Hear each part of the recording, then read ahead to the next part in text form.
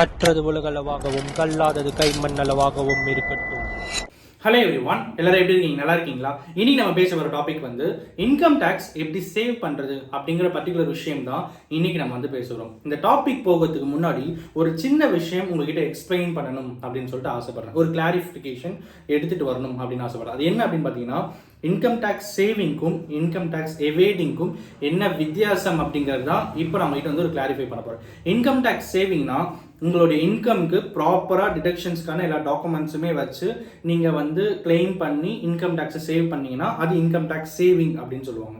Income tax evading, income tax evasion அப்படின்னா என்ன அப்படின்னு பார்த்தீங்கன்னா, உங்களுக்கு வர டேக்ஸ் அமௌண்ட்டை ஒரு ஃபேக் டாக்குமெண்ட்டை கிரியேட் பண்ணி இல்லைனா இல்லாத டிடக்ஷன்ஸை யூஸ் பண்ணி உங்களோட டேக்ஸ் அமௌண்ட்டை கம்மி பண்ணுறது, இல்லைனா உங்களோட டோட்டல் இன்கம் வந்து கம்மியாக காட்டுறது, இந்த மாதிரிலாம் பண்ணி டேக்ஸ் அமௌண்ட்டை கம்மி பண்ணால் இது வந்து டேக்ஸ் எவேஷன் அப்படின்னு சொல்லுவாங்க. ஸோ இதுதான் டேக்ஸ் சேவிங்க்கும் டேக்ஸ் எவேஷனுக்கான டிஃப்ரென்ஸ். எல்லாமே முடிஞ்ச அப்புறம் மார்ச் மந்த், இப்போ நெக்ஸ்ட் மந்த் வந்து மார்ச் இருப்பது, மார்ச் முடிஞ்ச அப்புறம் எல்லாமே முடிஞ்ச அப்புறம் ஒரு ஆடிட்டர் கிட்ட போயிட்டு எனக்கு டேக்ஸ் சேவிங் பண்ணி கொடுங்க, எனக்கு வந்து டேக்ஸை குறைச்சி கொடுங்க அப்படின்னா டெஃபினெட்லி அதை யாராலையுமே பண்ண முடியாது. ஏன் அப்படின்னா, நம்ம கிட்ட ப்ராப்பரான டாக்குமெண்ட் இல்லாமல் டேக்ஸ் சேவிங் அப்படிங்கிறத பண்ணவே முடியாது. ப்ராப்பர் டாக்குமெண்ட் எப்போத்துக்குள்ள பண்ண முடியும் அப்படின்னு பார்த்தீங்கன்னா, இப்போ ஃபினான்ஸ் டே 23-24 இப்போ நெக்ஸ்ட் மந்த் முடிய போகுது. இப்போ நெக்ஸ்ட் மந்த் 24 முடியும் போது நம்ம கிட்ட ப்ராப்பர் இன்வெஸ்ட்மெண்ட்ஸ் ப்ராப்பராக வந்து எது எதெல்லாம் அமௌண்ட் பண்ணோம் அது எல்லாமே கரெக்டாக போட்டு எல்லாமே ப்ராப்பராக இருந்தது அப்படின்னா we can use all the deductions and all the amount to save the tax amount. ஓகேங்களா? we cannot evade the tax amount, we can save the tax amount. ஓகேங்களா? ஸோ ரெண்டுத்துக்குமான வித்தியாசம் இதுதான். என்கிட்ட எல்லாம் ப்ராப்பராக டாக்குமெண்ட் இருக்குது, நான் இதெல்லாம் கொடுக்குறேன், எனக்கு டேக்ஸ் சேவிங் பண்ணி கொடுங்க அப்படின்னா அது வேறு.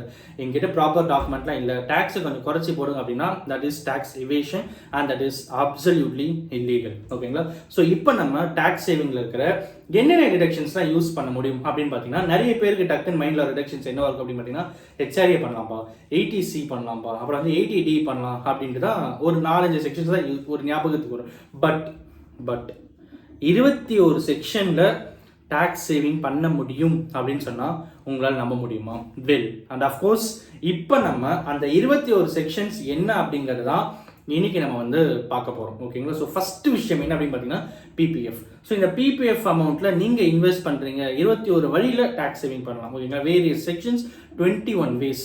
ஸோ பிபிஎஃப், ஸோ ஃபஸ்ட்டு வந்து பிபிஎஃப்ல நீங்கள் இன்வெஸ்ட் பண்ணீங்கன்னா டேக்ஸ் சேவிங் ப்ராப்பராக மந்த்லி பிபிஎஃப்ல அமௌண்ட் போட்டுட்டு வரீங்க அப்படின்னும் போது அது வந்து டேக்ஸ் சேவிங்க்கு யூஸ் ஆகும். அப்புறம் செக்ஷன் 80C. இந்த 80Cயில் எல்லாருக்குமே டக்கு ஞாபகம் எது வரும் அப்படின்னு பார்த்தீங்கன்னா, ஸ்கூல் ஃபீஸ் வரும், டியூஷன் ஃபீஸ் பசங்களுக்கு அந்த வரும், அப்புறம் வந்து வீடு கட்டியிருக்கோம் அப்படின்னா அதுக்கான இன்ட்ரெஸ்ட் அமௌண்ட், பிரின்சிபல் அமௌண்ட் வரும்.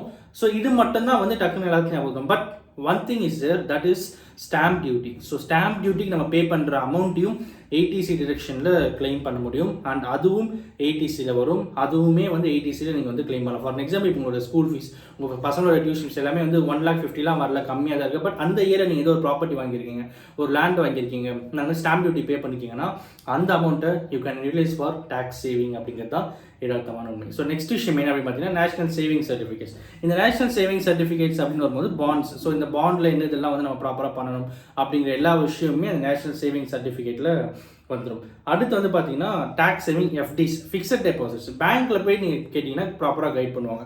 டேக்ஸ் சேவிங் ஃபிக்ஸட் டெபாசிட்ஸ் என்னென்னலாம் இருக்குது, ஸோ அதில் நம்ம அமௌண்ட் எப்படிலாம் போடணும் அப்படிங்கிற எல்லா விஷயமே டேக்ஸ் சேவிங் எஃப்டிஸில் நம்ம வந்து போட முடியும். ஸோ நெக்ஸ்ட் விஷயம் வந்து ஈக்விட்டி லிங்க்டு சேவிங் ஸ்கீம் அப்படின்னு சொல்லிட்டு ஒன்று இருக்குது. So share linked saving scheme அது. ஸோ அதுவுமே வந்து டேக்ஸ் சேவிங்க்கு யூஸ் ஆகும். அப்புறம் வந்து என்பிஎஸ், நேஷனல் பென்ஷன் ஸ்கீம். நீங்கள் வந்து மந்த்லி அமௌண்ட் இன்வெஸ்ட் பண்ணுறீங்க என்பிஎஸ்ல அப்படின்னா ஸோ அதுவுமே நம்ம வந்து டேக்ஸ் சேவிங்க்கு எடுத்துக்கலாம். அப்புறம் எல்ஐசி. இந்த எல்ஐசிலாம் எந்த செக்ஷனில் வரும் பார்த்தீங்கன்னா 80Cயில் வரும். அப்புறம் வந்து சுகன்யா சம்ரிதி யோஜனா அப்படின்னு சொல்லிட்டு கேர்ள் பேபி வீட்டில் இருக்காங்க, 10 வயசுக்குள்ளே இருக்காங்க, நான் அவரோட ஃபியூச்சர் பிளான்ஸுக்காக அமௌண்ட் இன்வெஸ்ட் பண்ணுறேன் அப்படின்னா that will be considered for tax saving. அப்புறம் வந்து ஹோம் லோனில் இன்ட்ரெஸ்ட் வந்து 2 lakh வரைக்கும் கிளைம் பண்ணலாம். உங்களுக்கு எந்த டிரெக்ஷன்ஸுமே இன்வெஸ்ட்மெண்ட்டு ஸ்கூல் ஃபீஸ் எதுவுமே இல்லை, பட் நான் பிரின்சிபல் மட்டும் ஒரு 1,50,000 கட்டிங்கன்னா straight away you can go for 1,50,000 80C. ஓகேங்களா? Section 80C. அப்புறம் சீனியர் சிட்டிசன் சேவிங் ஸ்கீம் இருக்குது. ஸோ இதுலேயும் நீங்கள் வந்து அமௌண்ட்டை சேவ் பண்ணலாம். அப்புறம் சேரிட்டி டொனேஷன்ஸ், நீங்கள் ஏதாவது சேரிட்டிக்கு டொனேஷன் கொடுக்குறீங்கன்னா அதில் 80Gயில் வந்து கிளைம் பண்ணலாம். ஹெல்த் இன்சூரன்ஸ் நிறைய பேருக்கு தெரிஞ்ச விஷயம்னா செக்ஷன் 80Dயில் ஹெல்த் இன்சூரன்ஸ் போடலாம். அப்புறம் வந்து யூஎல்ஐபி கான்ட்ரிபியூஷன் இருக்குது.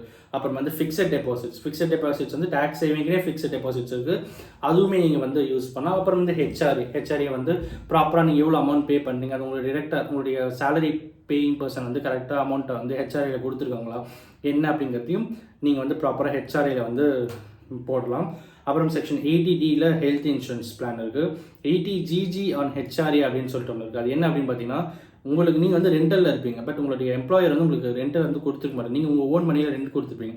ஸோ அதுவுமே நீங்கள் வந்து செக்ஷன் 80GGயில் கிளைம் பண்ணலாம். அப்புறம் வந்து section 80TTA, so bank interest section 80TTA வந்து நீங்கள் கிளைம் பண்ணலாம்.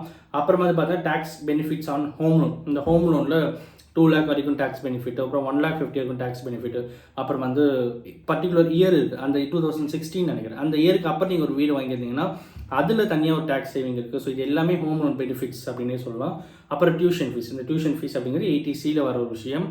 சேவிங்ஸ் அக்கௌண்ட் இன்ட்ரெஸ்ட், சேவிங்ஸ் அக்கௌண்ட்டில் வர இன்ட்ரெஸ்ட்டும் நீங்கள் வந்து சேவ் பண்ணலாம் அப் டு 10,000.